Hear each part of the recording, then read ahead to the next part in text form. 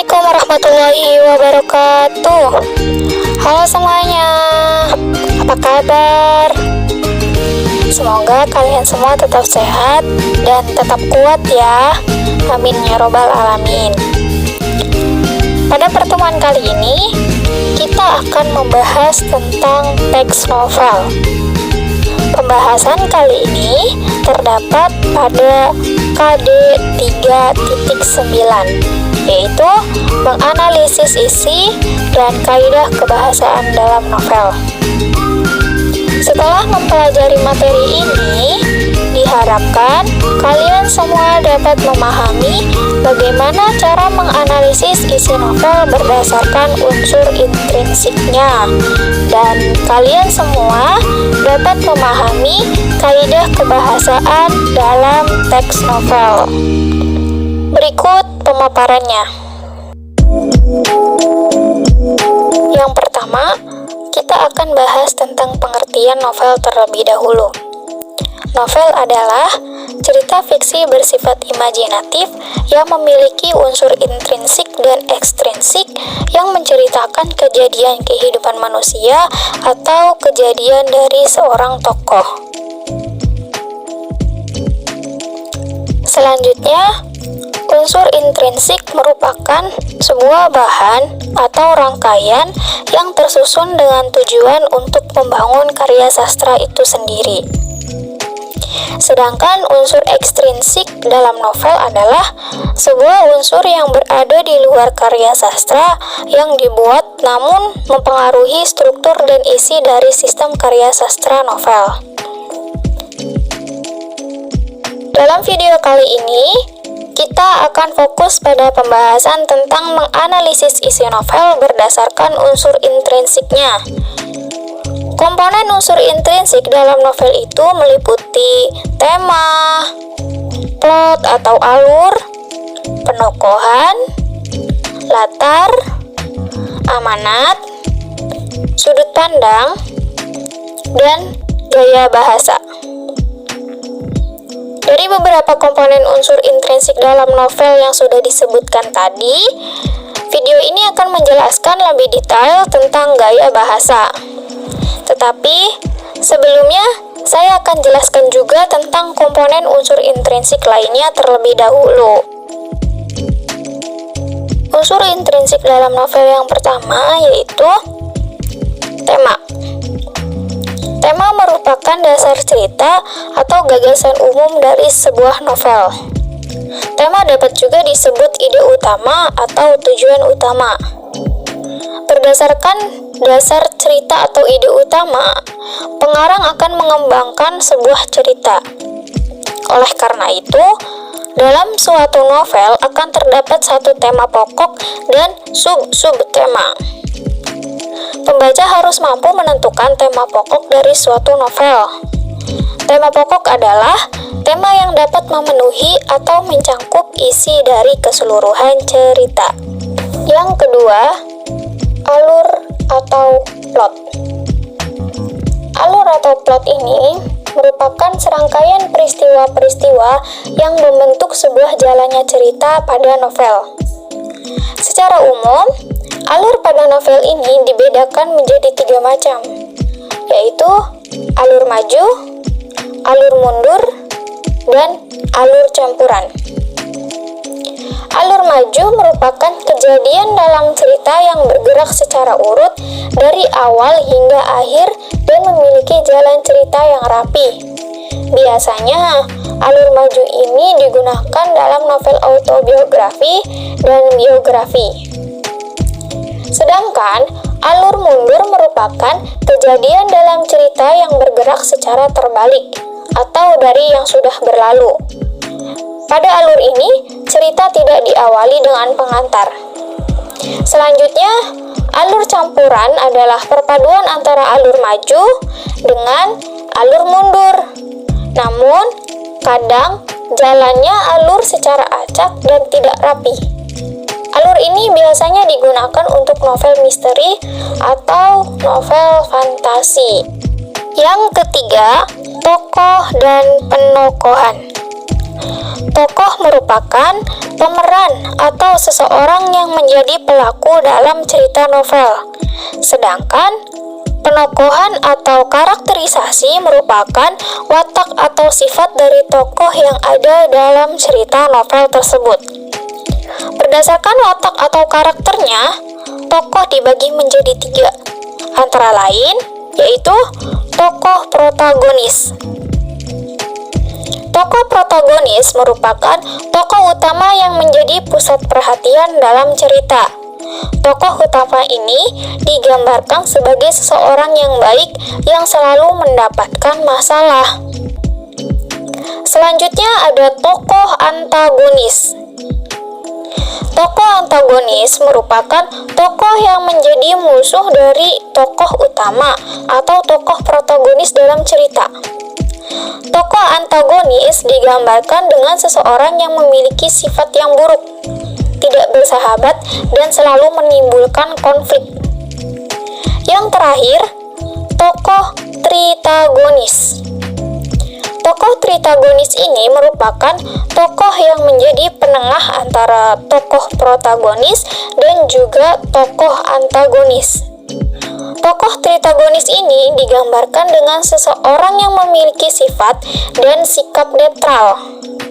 Kadang bisa berpihak pada tokoh protagonis dan kadang berpihak pada tokoh antagonis.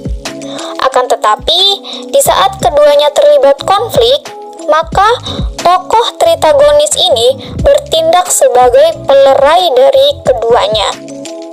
Yang keempat, latar. Latar atau setting yaitu tempat dan waktu yang melatar belakangi terjadinya kejadian dan peristiwa dalam cerita. Latar atau setting ini merupakan salah satu unsur pembangun novel yang penting untuk menciptakan suasana dalam cerita. Latar atau setting terdiri dari beberapa macam, di antaranya 1. Waktu. Waktu yaitu masa di mana jalannya cerita sedang berlangsung.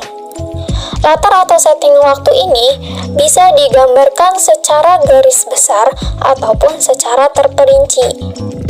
Secara garis besar misalnya saja pada musim kemarau, musim hujan, siang hari, malam hari, hari Minggu, dan lain sebagainya. Yang kedua, tempat. Tempat yaitu lokasi di mana jalannya cerita tersebut berlangsung. Latar atau setting tempat ini digambarkan secara umum dan khusus.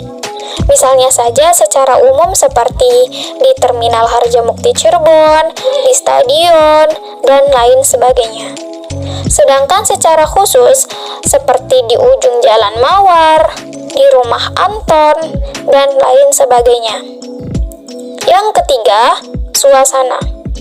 Suasana yaitu kondisi latar secara menyeluruh dan emosi yang kuat. Yang keempat, sosial budaya. Sosial budaya yaitu pergaulan yang secara status sosial. Ini berhubungan dengan latar tempat, sebab status sosial sangat erat hubungannya dengan tempat bergaul. Yang kelima, keadaan lingkungan. Keadaan lingkungan dari tokoh-tokoh dalam cerita akan memunculkan konflik batin dalam jalannya cerita. Kelima, amanat. Amanat merupakan pesan dari pengarang kepada pembacanya yang terkandung di dalam cerita novel. Keenam, sudut pandang.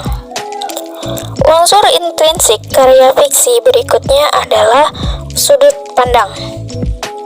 Sudut pandang adalah cara penyajian cerita, peristiwa-peristiwa, dan tindakan-tindakan pada karya fiksi berdasarkan posisi pengarang di dalam cerita. Sudut pandang disebut juga sebagai posisi pengarang dalam cerita fiksi. Sudut pandang dibedakan menjadi 2, yaitu sudut pandang orang ketiga sebagai dia dan sudut pandang orang pertama sebagai aku. Ketujuh, gaya bahasa. Gaya bahasa dalam novel adalah ciri khas pemilihan kata dan bahasa yang digunakan oleh penulis. Artinya, tiap penulis novel tentu memiliki gaya bahasa yang berbeda-beda. Gaya itu mencakupi pilihan kata, struktur kalimat, penggunaan majas, tipografi karya, dan ilustrasi yang digunakan oleh pengarang. Dalam video kali ini akan menjelaskan tentang gaya bahasa dengan kategori penggunaan majas. Majas dibagi menjadi 4, yaitu 1. Majas perbandingan, 2. Majas pertentangan, 3. Majas pertautan, dan 4. Majas perulangan. Dari penjelasan tersebut, penjelasan kali ini hanya mengambil salah satunya, yaitu majas perulangan atau majas repetisi. Majas repetisi adalah majas yang mengandung perulangan bunyi, suku kata, kata atau frase, ataupun bagian kalimat yang dianggap penting untuk memberi tekanan dalam sebuah konteks yang sesuai. Terdapat 12 jenis majas repetisi, yaitu 1. Aliterasi, 2. Asonansi, 3. Antanaklasis, 4. Kiasmus, 5. Epizekis, 6. Tautotes, 7. Anafora, 8. Epistrofa, 9. Simplok, 10. Mesodiplosis, 11. Epanalepsis, dan 12. Anadiplosis. Berikut merupakan contoh jenis majas repetisi yang ditemukan dalam novel Kita Pergi Hari Ini karya Zizia Jovina Zabriskie. 1. Aliterasi. Aliterasi adalah majas yang mengandung perulangan konsonan yang memiliki persamaan bunyi pada permulaannya. Berikut adalah contoh dari jenis majas repetisi aliterasi dalam novel Kita Pergi Hari Ini karya Ziggy. Kutipan di atas menggunakan konsonan awal yang sama, yaitu pada huruf K, sehingga menimbulkan keselarasan bunyi. Pada kutipan, "Kalau nakal, ku tinggal kau ke Padang," bermakna jika anak burung bulbul nakal, maka burung bulbul pergi ke Padang dan meninggalkan anaknya di sarang sendirian. 2. Asonansi. Asonansi adalah perulangan vokal yang sama dan biasa dipakai dalam puisi ataupun dalam prosa untuk memperoleh efek penekanan dan keindahan.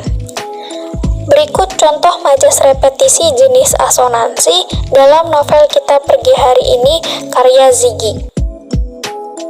Kutipan kalimat tersebut merupakan jenis majas repetisi asonansi karena terdapat pengulangan huruf vokal I pada penggalan pencari kutil kaki tersertifikasi. Makna dari kalimat tersebut adalah Bumo merupakan pencari kutil kaki yang tersertifikasi karena ia sangat seringkali mencari kutil di kakinya sehingga sampai pada tingkat tersertifikasi. 3. Antanaklasis. Antanaklasis adalah majas yang mengandung ulangan kata yang sama dengan makna yang berbeda. Contoh jenis majas repetisi antanaklasis ini tidak ditemukan dalam novel Kita Pergi Hari Ini. Tetapi, saya akan memberikan contoh lain untuk jenis majas repetisi antanaklasis. Berikut adalah contohnya.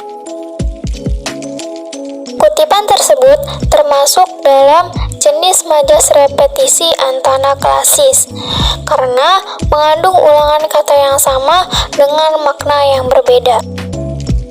4. Kiasmus. Kiasmus adalah yang berisikan perulangan dan sekaligus pula merupakan inversi hubungan antara dua kata dalam satu kalimat. Jenis majas repetisi kiasmus ini tidak ditemukan dalam novel Kita Pergi Hari Ini. Tetapi, saya akan memberikan contoh lain dari jenis majas repetisi kiasmus. Berikut merupakan contohnya.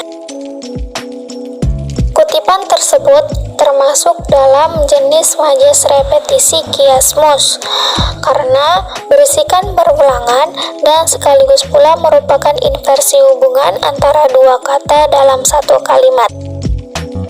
5. Epizikis. Jenis majas repetisi epizikis ini adalah perulangan yang bersifat langsung, yaitu kata yang dipentingkan diulang berturut-turut. Berikut contoh majas repetisi epizikis ini dalam penelitian novel kita pagi hari ini.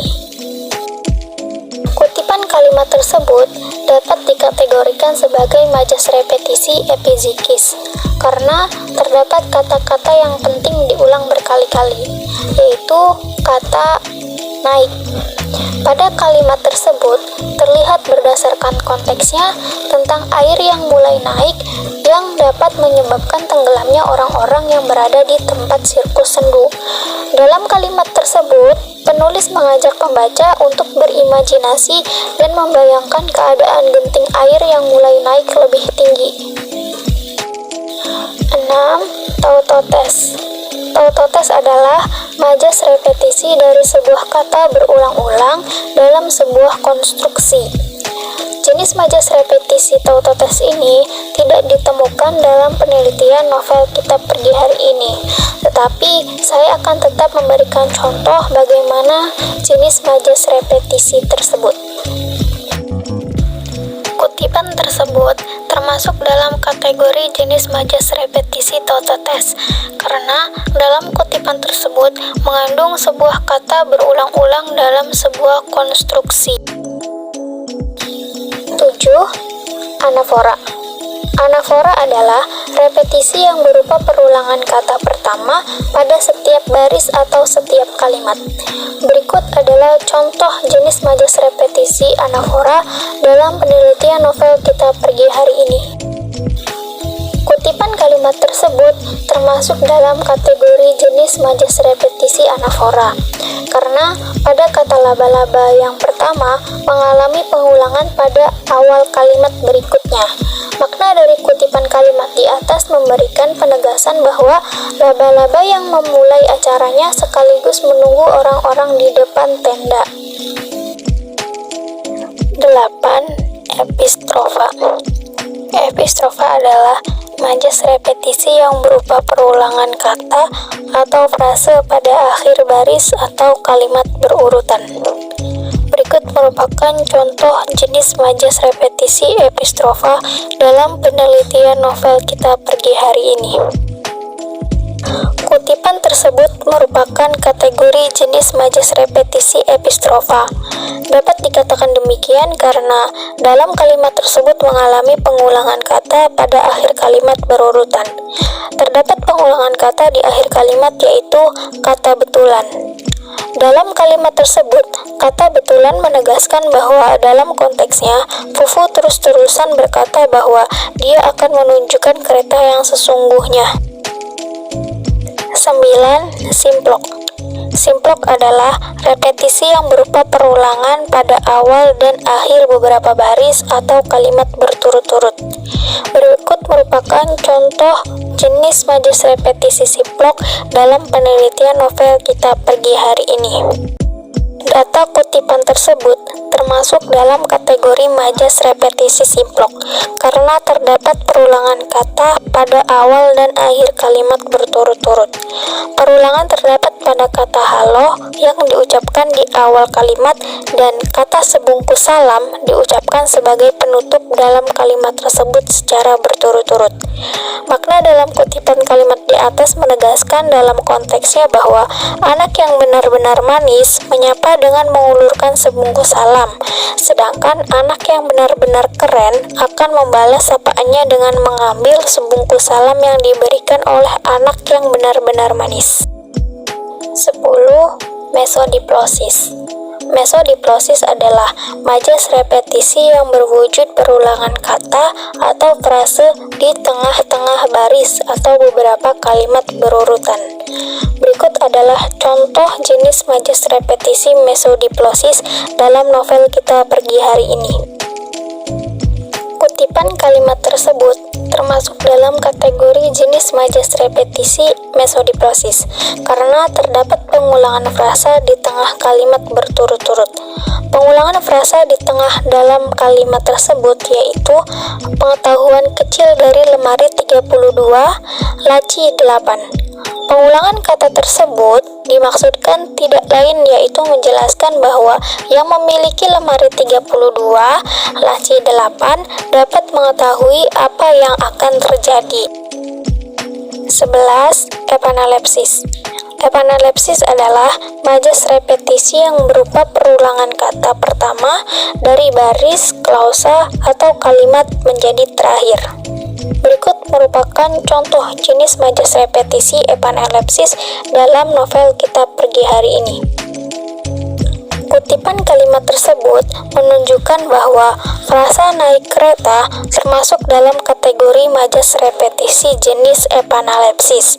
Dikatakan demikian karena frasa naik kereta mengalami pengulangan pada awal kalimat sekaligus menjadi penutup di akhir kalimat. Pengulangan frasa naik kereta dimaksudkan untuk menekankan bahwa dalam konteksnya, Fufu memberi penegasan kepada yang lain kalau naik kereta hanya bisa dari tempat naik kereta, bukan dari tempat meja sarapan. 12. Anadiplosis. Anadiplosis adalah sejenis repetisi yang kata atau frase terakhir dari suatu kalimat menjadi kata atau frase pertama dari kalimat berikutnya. Berikut adalah contoh dari jenis majas repetisi anadiplosis dalam penelitian novel kita pergi hari ini. Kutipan kalimat tersebut mengalami pengulangan pada kata api di akhir kalimat menjadi di awal kalimat pada kalimat berikutnya. Maka dapat dikatakan bahwa kutipan kalimat tersebut termasuk dalam kategori majas repetisi anadiplosis.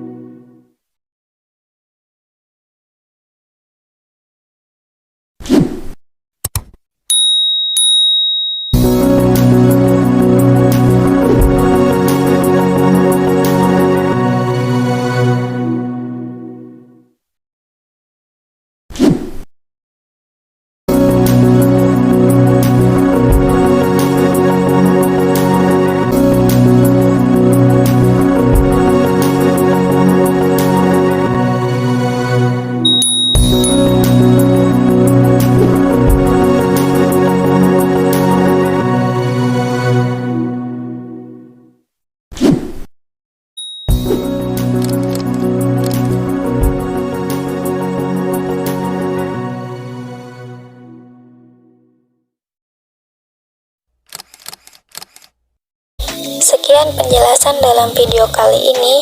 Semoga apa yang saya sampaikan dapat bermanfaat. Amin ya robbal alamin. Wassalamualaikum warahmatullahi wabarakatuh.